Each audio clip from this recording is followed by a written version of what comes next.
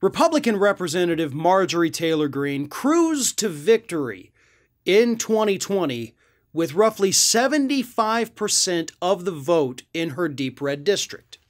Now, of course, she ran unopposed, so you would actually expect that number to be higher than 75%.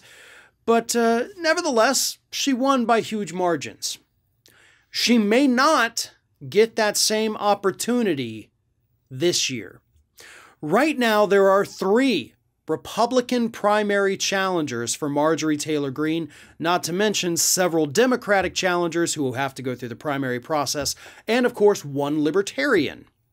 But it's the 3 Republican challengers that really have a shot at winning this seat.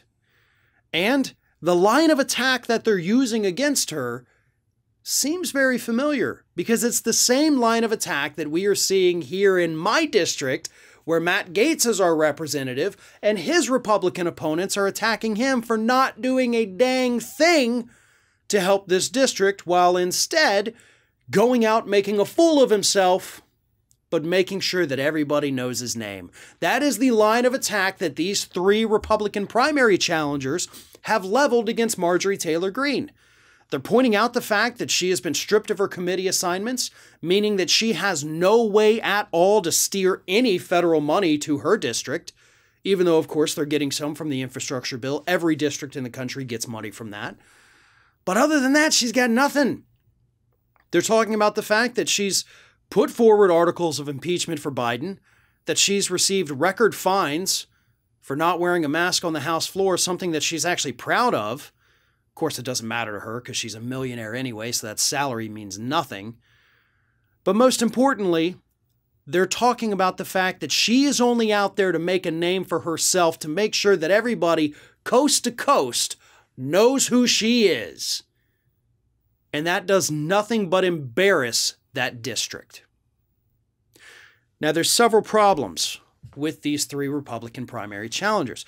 First and foremost, believe it or not, Marjorie Taylor Greene's actually popular in her district. You know, Republican strategists in the district have already conceded that point. They say, listen, regardless of what everybody outside the district thinks of her, back home, they love her. They like what she's doing. They don't care that she's doing nothing for them. They like that she's out there doing stupid crap every day. Because apparently to those voters, it is 100% tribal. Doesn't matter if you get things done or not. If you're a Republican, if you're crazy enough, if you go against everything the Democrats do for the sake of going against the Democrats, then yeah, you can win. But they've said not everybody, obviously, in the district loves her. Some of them are embarrassed. Some of them are tired of her shenanigans. Some of them want tangible benefits from their members of Congress. So there's several scenarios here that I want to discuss. First and foremost, when you got 3 Republican primary challengers, so you go to the primary in Georgia in that district when it happens, there's going to be 4 Republicans on the ballot. These 3 challengers here, they're going to dilute the vote, leaving more for Marjorie Taylor Greene. So think of it this way, even if half the district loves her and half the district hates her, 50-50, let's assume. You go to a primary and say she gets 50, you're not going to have another person that gets 50 and then go to a runoff. You're going to have 3 people that split the 50, making Marjorie Taylor Greene win. Suppose it was 40-60. Okay, Greene gets 40, but then the other 3 split the 60. Greene still goes to a runoff with the next highest up, and then she could end up winning the runoff election. This number of primary challengers is not good for the district, but it's great for Marjorie Taylor Greene because the more there are, the more they spread out that Republican vote, making it more likely that she is going to prevail. That's the biggest problem here.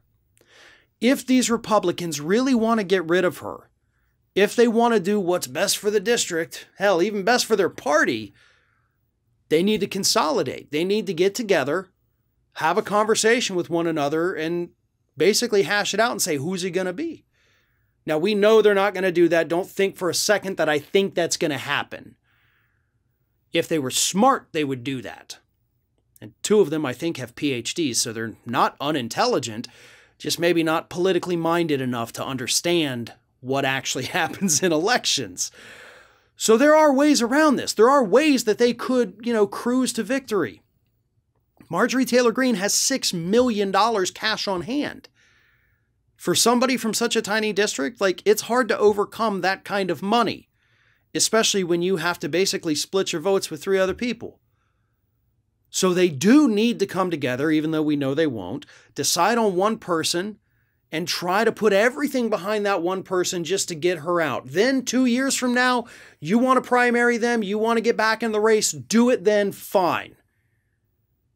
But the priority should be getting out Marjorie Taylor Greene, and I don't think these candidates have the right strategy. I like their talking points, but they don't have the right strategy to actually kick her out of Congress.